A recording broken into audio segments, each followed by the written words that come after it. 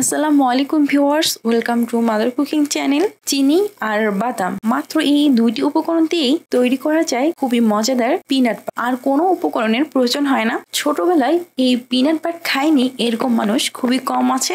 আর খুব অল্প সময়ে খুবই অল্প পরিশ্রমে এই পিনাট বাটটা আপনারা বাসায় তৈরি করে নিতে পারবেন। চলুন তাহলে রেসিপিটা দেখে নেওয়া যাক। প্রথমে আমি চুলার উপর একটি তাওয়া বসিয়ে দিয়ে দিচ্ছি চিনি 1/3 কাপ। আর এই সময় চুলাটা অন করে চুলার আঁচ আমি মিডিয়ামে রাখছি। এই সময় আমি এই চিনিটাকে ক্যারামেল করে নিব। বেশ কিছুক্ষণ সময় তাপে রাখার কারণে চিনিটা কিন্তু গলে যেতে শুরু করে দিয়েছে। চিনিটা যখন গলে যেতে শুরু করবে এই সময় চুলার আঁচটা লো করে দিতে হবে, তা না হলে ক্যারামেলটা অতিরিক্ত ব্রাউন কালার ধারণ করবে এবং ক্যারামেলটা পরে খেতে তেতো লাগবে।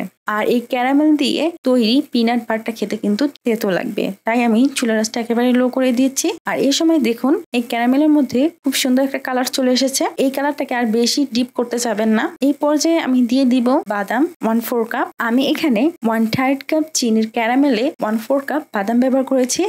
আর এই বাদামটাকে আমি আগে থেকে খুব ভালোভাবে ফ্রাই করে এর খোসা ছাড়িয়ে নিয়েছি। অবশ্যই বাদামটাকে ফ্রাই করে অবশ্যই ভাজা বাদামটা ব্যবহার করতে হবে। কাঁচা বাদাম কিন্তু ভুলেও দেওয়া যাবে না। একটা চামচ দিয়ে এটাকে খুব ভালোভাবে নাড়িয়ে দিচ্ছি। এই পর্যায়ে কিন্তু বাদামগুলোর মধ্যে খুব ভালোভাবে ক্যারামেল গুলো লেগে গিয়েছে। এখন আমি চুলাটা অফ করেই সাথে সাথে এর ঢাকনের মধ্যে রেপিং পেপার লাগিয়ে নিয়েছি।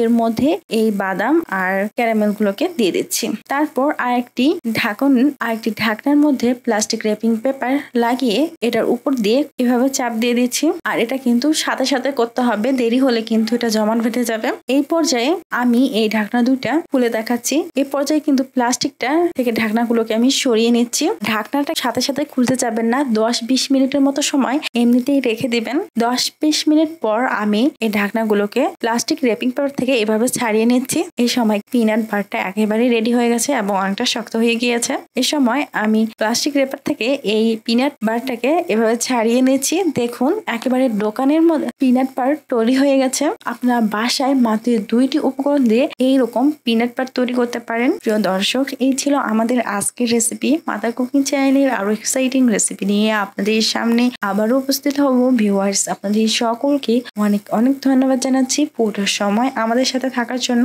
আমি উইশ করব আপনারা সবাই ভালো থাকবেন, সুস্থ থাকবেন এবং মাদার কুকিং চ্যানেলের সাথে থাকবেন। এই চ্যানেলে নতুন হয়ে থাকলে চ্যানেলটি সাবস্ক্রাইব করুন এবং ভালো লাগলে লাইক, কমেন্ট ও শেয়ার করুন। ধন্যবাদ।